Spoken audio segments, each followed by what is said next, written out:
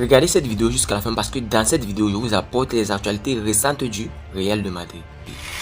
Salut et bienvenue sur Actu Spoiler. Si c'est la première fois que tu passes sur ma chaîne YouTube, abonne-toi et active la cloche de notification pour recevoir une alerte chaque fois que je poste une nouvelle vidéo. Entrons direct dans le vif du sujet. Officiel, Jude Bellingham remporte un nouveau trophée au Real Madrid.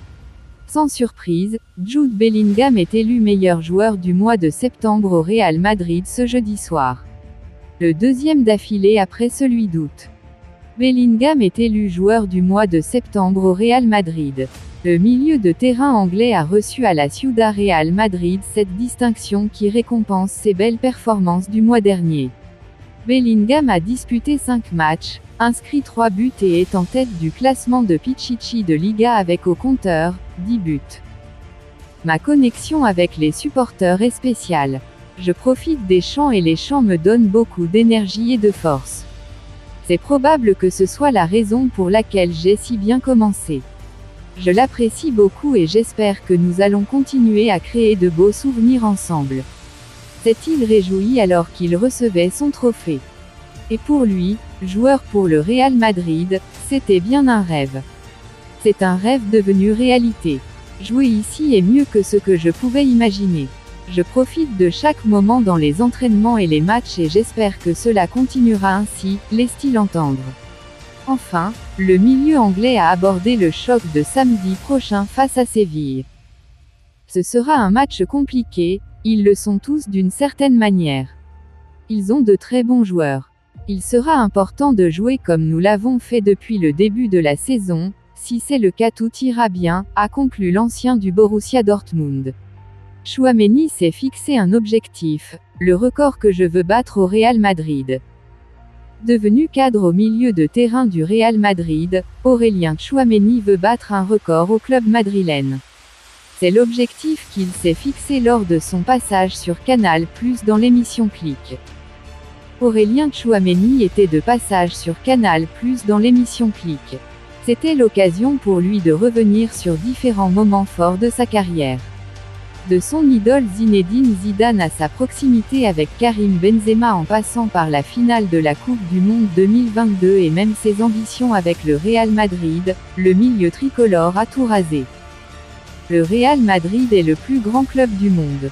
Vous entendez toujours cela, mais vous ne réalisez pas à quel point c'est vrai tant que vous n'en faites pas partie.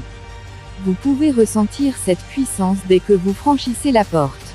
Il y a les titres de Ligue des Champions, rire. Mais au-delà de ça, les fans sont vraiment spéciaux, la ville est belle et surtout, l'organisation est plus grande que quiconque. C'est ce qui fait la force du Real Madrid. Je prends du plaisir tous les jours à représenter ce club, affirme-t-il pour magnifier son club. Tchouaméni est revenu également sur son penalty raté lors du mondial. Tu as raté ce penalty qui a engendré un petit plus cette défaite. Tu sens les regards, les jours suivants ne sont pas faciles, tu reçois des critiques, des insultes mais ça fait partie de la vie d'un footballeur. Ce ne sont pas tous les footballeurs qui ratent un penalty en finale de la Coupe du Monde. Confie-t-il avant de se fixer un grand objectif. Des records que je veux battre. La plupart des ballons gagnés au cours d'une saison, la plupart des duels gagnés au cours d'une saison.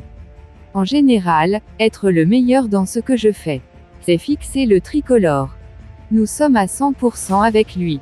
Suivons la suite de la saison avec passion. L'inquiétude autour de Rodrygo s'intensifie. La récente forme de Rodrygo Góes et ses déclarations ne sont pas bien accueillies à Madrid, et voici pourquoi. Les commentaires de Rodrygo Góes concernant sa position au Real Madrid, fait lors du stage de l'équipe nationale brésilienne, ont suscité une grande attention dans la capitale espagnole. Au contraire, ils ont rapidement fait la une des journaux et ont été interprétés comme un signe évident de son malaise depuis le début de la saison. Après le départ de Karim Benzema cet été, le Real Madrid a pris un risque en confiant la pointe de l'attaque à Vinicius Junior et Rodrygo Góes au lieu de recruter un attaquant de pointe pour remplacer le Français.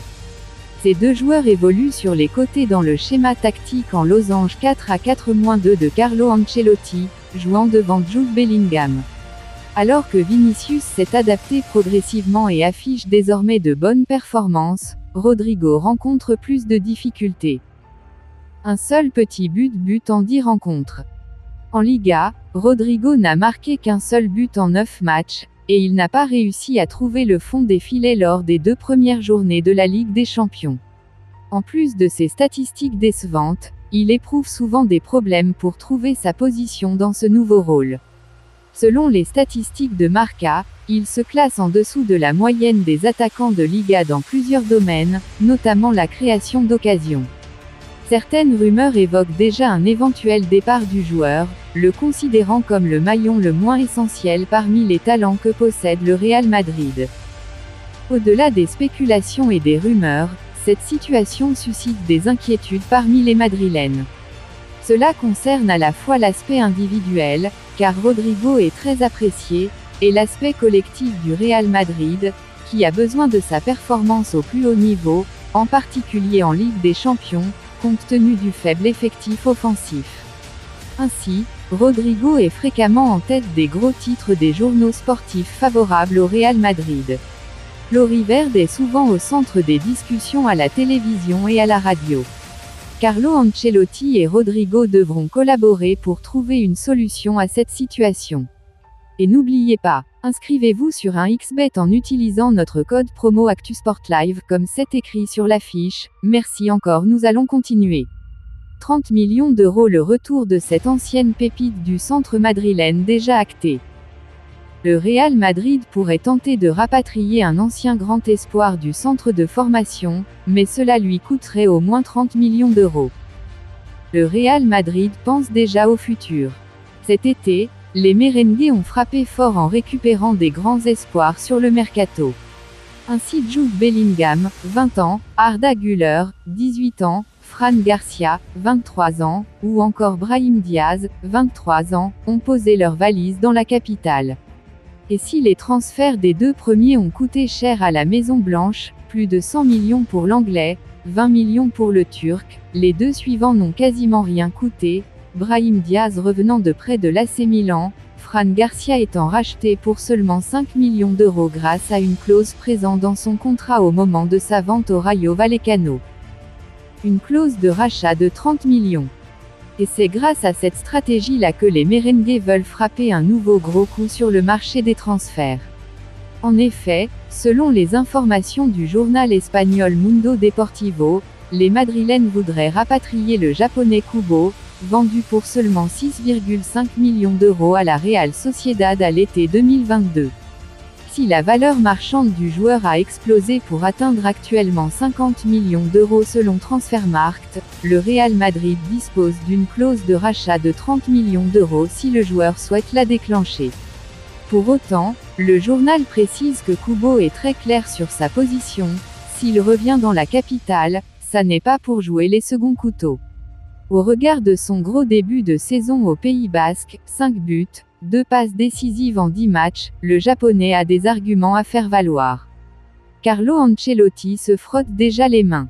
Coup dur pour Ancelotti, un nouveau blessé enregistré. Première mauvaise nouvelle pour le Real Madrid alors que la trêve internationale ferme ses portes pour laisser place au football de club. Dani Ceballos serait blessé.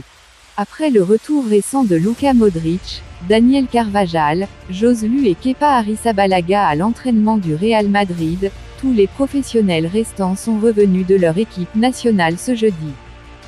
L'avant-dernière séance avant le match à l'extérieur de la Liga contre le Séville FC s'est déroulée aujourd'hui sous une pluie battante avec Jude Bellingham, Antonio Rudiger, Vinicius Junior, Rodrigo Goes, Federico Valverde, Aurélien Tchouaméni et Eduardo Camavinga.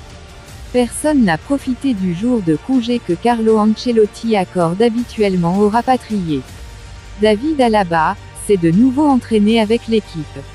Nacho Fernandez, suspendu contre Séville et Daniel Ceballos ne sont restés qu'individuellement dans la surface tout comme Arda Güler. Le Turc n'est pas visible sur les photos d'entraînement depuis hier. Il a travaillé individuellement. De son côté, le milieu espagnol, Dani Ceballos souffrirait d'une blessure musculaire. En attendant un communiqué officiel du Real Madrid pour donner des nouvelles sur l'état de forme de l'international milieu de terrain espagnol, la présence de Ceballos face à Séville est mise en doute. Thibaut Courtois et Eder Militão sont en pleine rééducation après une déchirure des ligaments croisés à la mi-août. Dites-moi tout vous pensez en commentaire. Dites-moi tout vous pensez en commentaire. Si vous avez suivi cette vidéo jusqu'à la fin, merci. Laissez-moi un like, ça fait plaisir, c'est gratuit. Abonnez-vous et activez la cloche de notification pour recevoir une alerte chaque fois que je poste une nouvelle vidéo. À la Madrid, à la Blancos. Ciao, bye bye pour une prochaine vidéo.